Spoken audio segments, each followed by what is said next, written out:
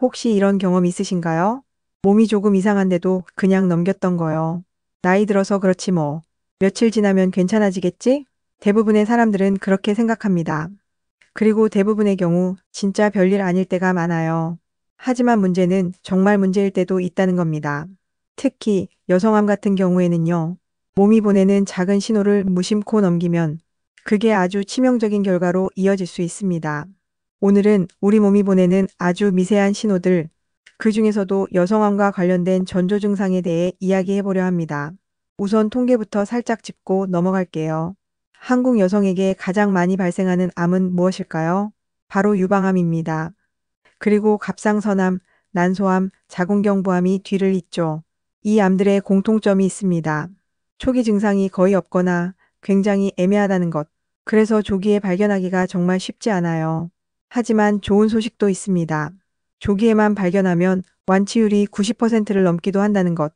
유방암, 자궁경부암 모두 조기 발견 시 생존율이 90%를 훌쩍 넘습니다.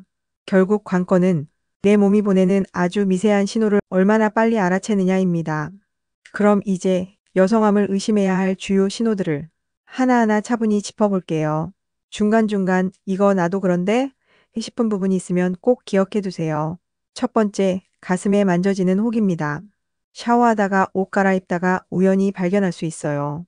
이게 단순한 지방종일 수도 있지만 만약 단단하고 손으로 만졌을 때 잘 움직이지 않고 특히 통증이 없다면 그냥 넘어가면 큰일 납니다. 아프지 않으니까 괜찮겠지? 이런 생각으로 6개월, 1년 미루는 경우 많거든요. 하지만 실제로 유방암 환자의 80%는 스스로 혹을 만져보고 병원에 간 경우입니다. 만약 새로운 혹이 느껴진다면 무조건 검진 받으세요. 혹시라도 아무것도 아니면 그거야말로 다행이지요.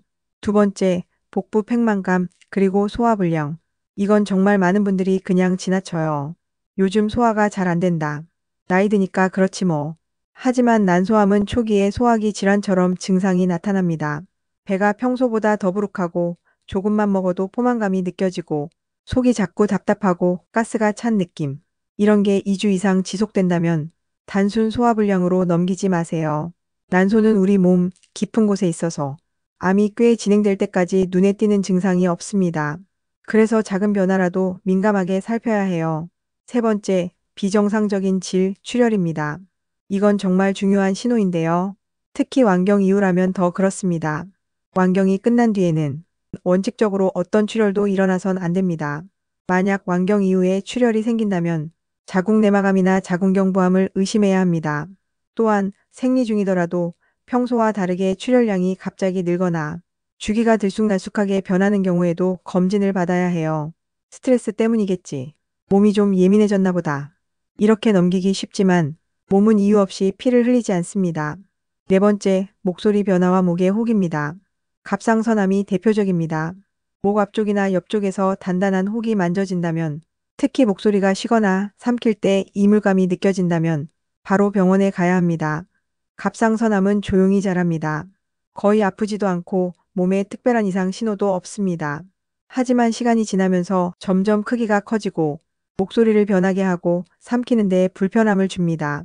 특히 한국은 세계에서 갑상선암 발생률이 가장 높은 나라 중 하나입니다.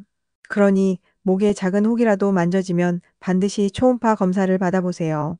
다섯 번째, 설명할 수 없는 체중 감소입니다. 이건 정말 중요한 경고 신호입니다. 다이어트 하지 않았고 식습관 변화도 없는데 6개월 사이 체중이 5% 이상 줄어든다면 정밀 검진을 받아야 합니다.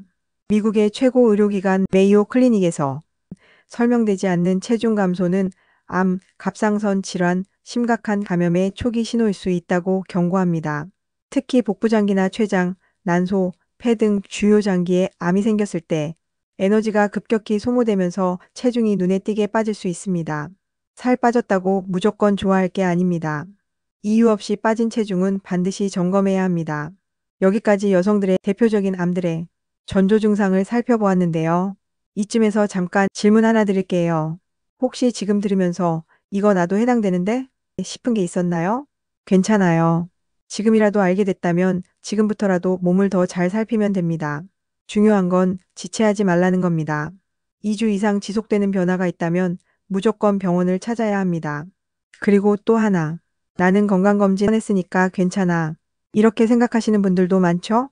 하지만 암검진은 한 번으로 끝나는 게 아닙니다. 주기적인 관리가 필요합니다. 유방암의 경우 40세 이상 여성은 매년 유방 촬영술 권장하고요. 자궁경부암의 경우 20세 이상 성경험이 있는 여성은 2년에 한 번 세포 검사를, 갑상선 이상 소견이 있는 경우는 초음파 검진 병행해야 합니다. 이건 모두 국가암정보센터와 보건복지부가 권장하는 공식 가이드라인입니다. 또 가족력만을 기준으로 생각하면 안 됩니다. 여성암 환자의 절반 이상은 가족력이 없는 사람들에게서 발생합니다. 여러분, 몸은 절대 거짓말을 하지 않습니다. 몸이 보내는 작은 신호를 믿어야 합니다. 그 신호를 무시했을 때 가장 큰 후회가 남습니다. 오늘 이 이야기를 들으면서 혹시라도 마음 한구석이 불편했다면 그건 몸이 나에게 보내는 조용한 목소리일지도 모릅니다. 조기 발견만 해도 우리에게는 훨씬 많은 선택지가 남아 있습니다. 여러분의 오늘이, 그리고 내일이 더 건강하고 행복하기를 갱스타가 진심으로 바랍니다.